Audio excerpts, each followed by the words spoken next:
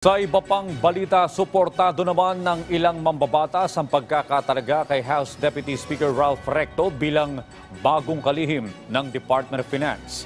Ayon sa mga mambabatas, subok na ang kapasidad at kakayanan nito. Si Luisa Erispe sa sentro ng balita. Umani ng kaliwat ka ng suporta mula sa mga mambabatas ang pagkakatalaga kay Congressman Ralph Recto bilang bagong Finance Secretary. Isa sa unang nagbigay ng pahayag ng suporta ay si House Speaker Martin Romualdez. Sabi ni Romualdez, naniniwala siyang deserve ni Recto ang posisyon dahil sa malawak na ang kaalaman nito sa economics.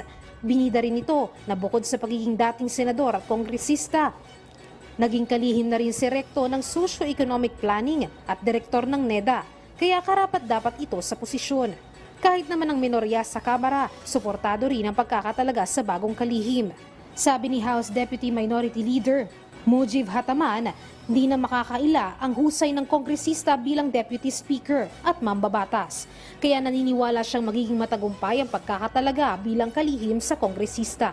Sa Senado naman, sabi ni Senate President Juan Miguel Zubiri, noong senador pa si Recto, kinikilala nila ito bilang isang resident ng Burst Genius.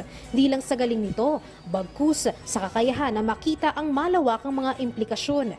Ayon din kay Senator Sonny Angara, ang kaalaman ni Recto sa political at fiscal structure ng bansa ay makabubuti para sa kanyang pamumuno sa hinaharap. Ayon naman kay Senator Chis Escudero, subok na ang kapasidad ni Recto at kakayahan nito at magandang dagdag sa gabinete ni Pangulong Ferdinand R. Marcos Jr.